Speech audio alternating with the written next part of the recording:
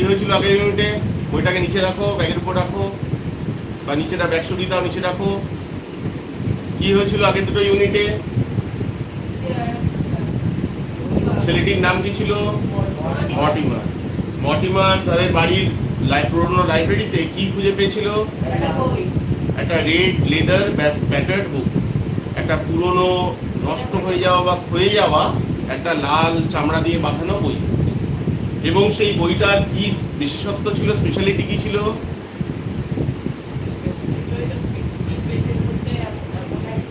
50 পেজের মধ্যে না, অন পেজ নাম্বার 50, 50 নম্বর পাতায় কি ছিল?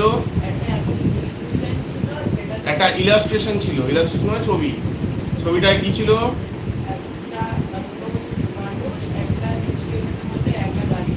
একটা স্টেশনে দাঁড়িয়ে আছে, এবং স্টেশনটায় কি ছিল? সেটা কি কোন সময় দাঁড়িয়ে ছিল? দিনের বেলা না রাত্রেবেলা? আচ্ছা, কোনো লাইট জ্বলছিল না? একটা ডিম লাইট জ্বলছিল, এবং সেই লাইটের নিচে লোকটি দাঁড়িয়েছিল।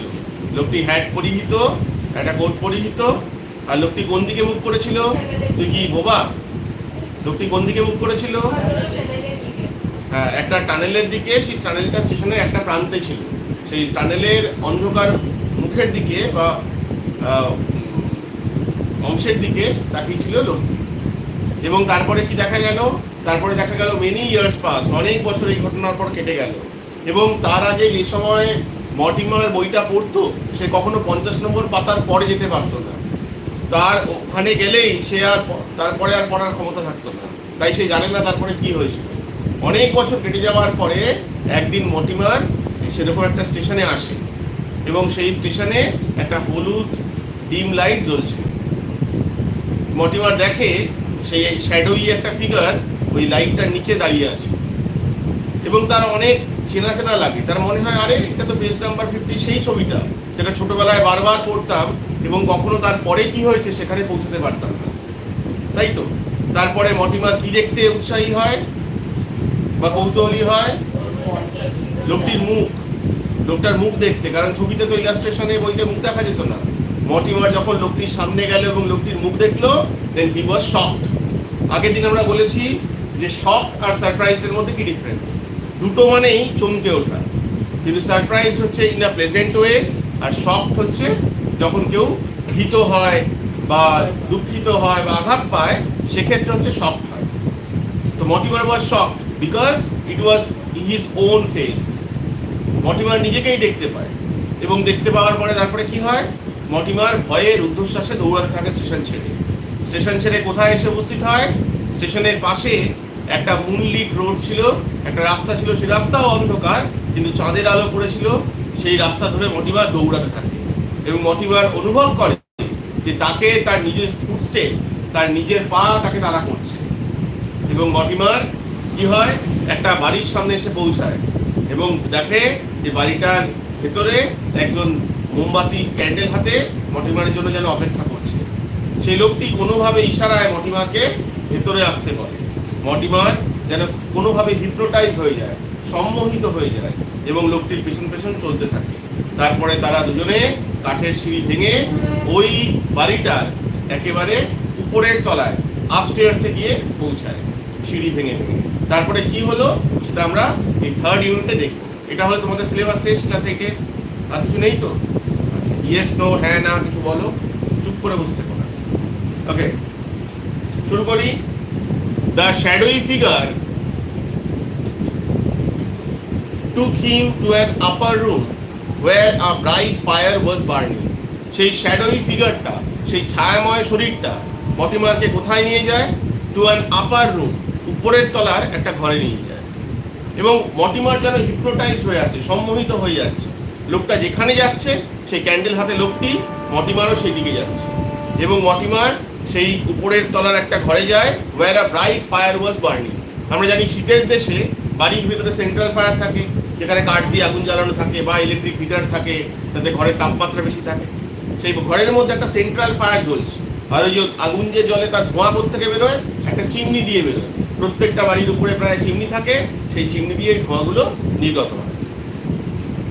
Wire a bright fire was burning. আচ্ছা, কাঠ দিয়ে যে আগুন জ্বলে সেটাকে ইংলিশে কি বলে? যে কাঠ দিয়ে যে আগুন জ্বালানো হয় সেটাকে ইংরেজিতে কি বলা হয়? কে পারবে? ক্যাম্প ফায়ার, কাছাকাছি গেছো। আরো সঠিকভাবে বললে লগ ফায়ার। কি বলে? Log fire. লিখে দিচ্ছি বোর্ডে, লগ ফায়ার। লগ মানে হচ্ছে কাঠের টুকরো। লগ মানে কাঠের টুকরো, এটাকে লগ ফায়ার বলে। যখন কেউ ক্যাম্প করে লগ ফায়ার করে তখন সেটাকে ক্যাম্প ফায়ার বলে। যখন কেউ ট্রেকিং এ যায়, কোনো পাহাড়ি জায়গায় যায় তখন। তারপরে by the armchair was a small oak table on which lay a battered old book bound in red leather.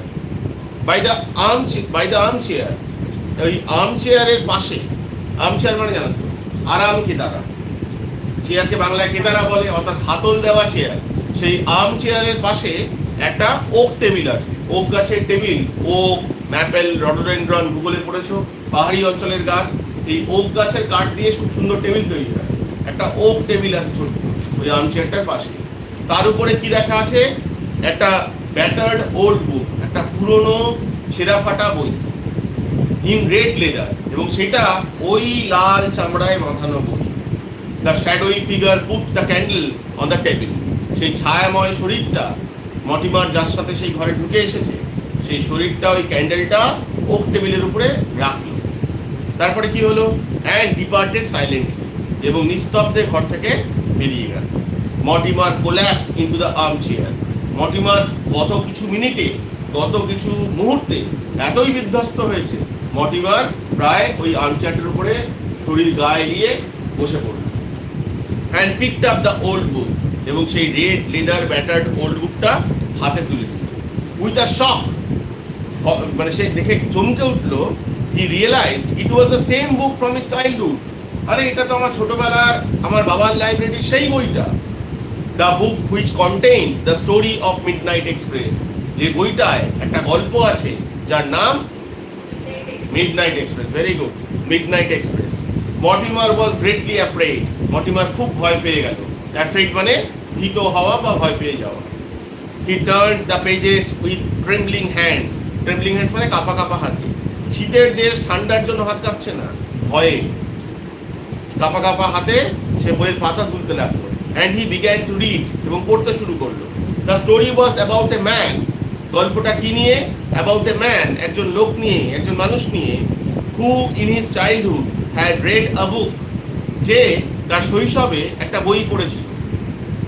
এটা কোন গল্পের কথা বলছে? ওই রেড লেদার ব্যাটার্ড বুকটার মধ্যে যে গল্পটা আছে সেটাই লেখা আছে, যে একটা লোককে নিয়ে গল্প, যে গল্পটায় দেখা যাচ্ছে একটি লোক একটা ছোটবেলায় একটা বই পড়ে, এবং তারপরে কি হয়?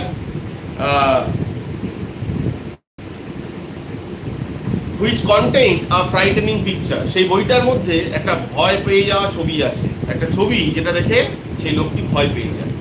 বইটার নাম কি? Midnight express. Mortimer tried to grasp the strange cycle of events he was going through. He was filled with acute dread. Who is the strange man who asked me into his cottage? Mortimer দেখে চমকে ওঠে, এটা তো তারই গল্প।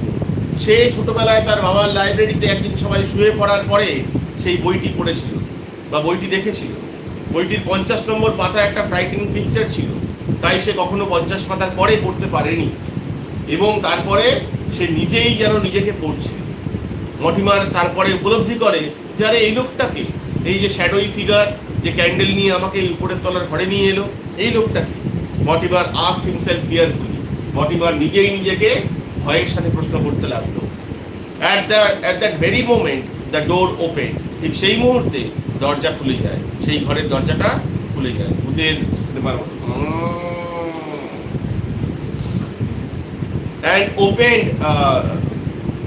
And opened and the strange host came in. এবং সেই অবাক করা যে হোস্ট আর গেস্টের পার্থক্য বোঝো।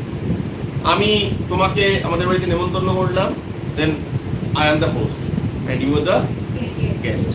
হোস্ট মানে যে আয়োজন করছে, আয়োজক, আর গেস্ট হচ্ছে অতিথি। At that very moment the door opened and the strange host came in. His face was covered in darkness. দেখো ছবিতে দেখা যাচ্ছে 104 নম্বর পাতায়, বইয়ের পাতা উল্টে গেছে তুই জানিস না, 104 নম্বর পাতায় দেখো সেই স্ট্রেঞ্জ হোস্ট সেই সন্দেহজনক হোস্ট, সে তার পুরো শরীরটা অন্ধকারে ঢাকা। সে লোকটি কালো নয়, শরীরটা অন্ধকারে ঢাকা। The candle on the table cast huge shadows on the walls. The shadowy figure stood before Mortimer. সেই শ্যাডোই ফিগার মর্টিমারের সামনে দাঁড়িয়ে থাকলো। স্টুড মানে জানি আমরা দাঁড়িয়েছিল।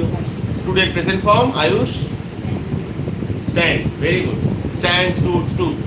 Stood before Mortimer, slowly he edged forward. ধীরে ধীরে সে সামনের দিকে এগিয়ে গেল, মর্টিমারের দিকে এগিয়ে গেল। Mortimer sitting on the armchair. Mortimer সেই আর্ম চেয়ারে বসে আছে। আর্ম চেয়ার সোফাকেও কিন্তু বলে, ঠিক আছে? দেখো এখানে সোফার ছবি দেওয়া আছে। Mortimer sitting on the armchair. দেখো সিট বানানে এসআইটি, কিন্তু সিটিং বানানে ডাবল টি হয়ে যাচ্ছে। আমার মুখে লেখা নেই, বইতে। তোমাদের আগে আমি একদিন ডিফারেন্স বুঝিয়েছিলাম। কিসের ডিফারেন্স? এসআইটি সিট আর এসিআইটি সিট। এসআইটি সিট হচ্ছে ভার্ব, যেটা মানে বসা, sit down, please sit down. আর এই সিট হচ্ছে নাউন, এটা হচ্ছে বসার স্থান। ধরো আমি তোমাকে বললাম প্লিজ হ্যাভ এ সিট, বসুন। This is my seat. তুমি ট্রেনে উঠলে তোমার জায়গায় কেউ বসে নাই, তুমি দিস ইজ মাই সিট, এটা আমার সিট। তখন এই সিট বসার স্থান, আর এই সিট হচ্ছে বসা। Clear? Mortimer sitting on the armchair felt a chill run up his spine. মর্টিমার অনুভব করছে ভয়ে তার শির দ্বারা বেয়ে যেন ঠান্ডা স্রোত নামছে। খুব ভয় পেয়ে গেলে যেমন মানুষের অনুভূতি হয়। He looked up into the face of the shadowy figure. সে স্টেশনের যে শ্যাডোই ফিগার ছিল, যে তাকে যেন ধাওয়া করছিল, তার মুখ তো দেখেছিল এবং দেখে চমকে উঠেছিল যে ইট ওয়াজ হিজ ওন ফেস। এবার এই লোকটার মুখ দেখতে চাইলো, মানে সে দেখতে চাইলো যে লোকটার মুখটা দেখি, এই শ্যাডোই ডার্ক ফিগারটার মুখটা দেখতে চায়। Mortimer realised he was looking at himself. Mortimer আবার চমকে উঠল। Second time he became shocked. It is his own face. The clock tick in the hall below. নিচের হল ঘরে, আগে বলা হয়েছে আগেকার সময়ে এরকম পেন্ডুলাম ঘড়ি ছিল, এখনো আছে, কম। Tick tick tick tick tick tick করে। Tick in the hall below. নিচের হল ঘরে যে বড় ঘড়িটা আছে, দেওয়াল ঘড়িটা আছে, সেখানে ঘড়ির কাঁটা মানে 11টা বা 12টা বাজে, ঘড়ির কাঁটা টিক টিক করছে। And sea roared outside. বাইরে সমুদ্র গর্জন করছে। এমন তো নয় সমুদ্র রাত্রেবেলা গর্জন করে। রাত্রেবেলা সমস্ত কিছু নিস্তব্ধ হয়ে যায় চারিদিক, ওই জন্য সমুদ্রের যে ঢেউয়ের শব্দ সেটা অনেক জোরে জোরে শোনায়। তাই মনে হয় যেন সমুদ্র গর্জন করছে। রোড মানে গর্জন করা। Sea roared outside. The candle light flickered. এবং মোমবাতির আলোটা বাতাসে দপদপ করছে। The old battered book bound in red leather lay open on the table. সেই ছবিতে দেখা যাচ্ছে লাল চামড়া দিয়ে বাঁধানো বইটা মর্টিমারের হাতে, কিন্তু আদতে সেই বইটা সেই সময় টেবিলের উপরে, সেই ওক গাছের কাঠ দিয়ে তৈরি টেবিলের উপরে রয়েছে, এবং সেটার পাতাটা খোলা আছে। এইখানে গল্পটা শেষ হলো। এই ধরনের গল্পকে বলে শর্ট স্টোরি, ছোট গল্প। রবীন্দ্রনাথ ছোট গল্পের বৈশিষ্ট্য লিখতে গিয়ে বলেছেন, শেষ হয়েও হইল না শেষ। ছোট গল্প শেষ হয়, কিন্তু আমাদের মনের ভিতরে অনেক প্রশ্ন রেখে যায়। যেমন এখানে প্রশ্ন আছে, বাদামি ছুটি দেবো। যেমন এখানে আমাদের মনের ভিতরে প্রশ্ন আছে। কি প্রশ্ন? যে মর্টিমার তারপরে কি ঘর থেকে পালালো? তারপরে কি হয়েছিল? মর্টিমারকে এই শখটা নিতে পেরেছিল? এই অনেক প্রশ্নের সামনে সেই লোকটি আসলে কে ছিল? মর্টিমারের কি কখনো ওই লোকটার সাথে আবার দেখা হয়েছিল? এই এত প্রশ্নের সামনে আমাদের দাঁড় করিয়ে দিয়ে গল্পটার পরিসমাপ্তি ঘটে। ক্লিয়ার? একবার তোমরা পড়ে দেখো, কোনো সমস্যা থাকলে বলবে, না থাকলে আমি রিভাইজ করবো। ক্লিয়ার? তোমাদের সিলেবাস শেষ।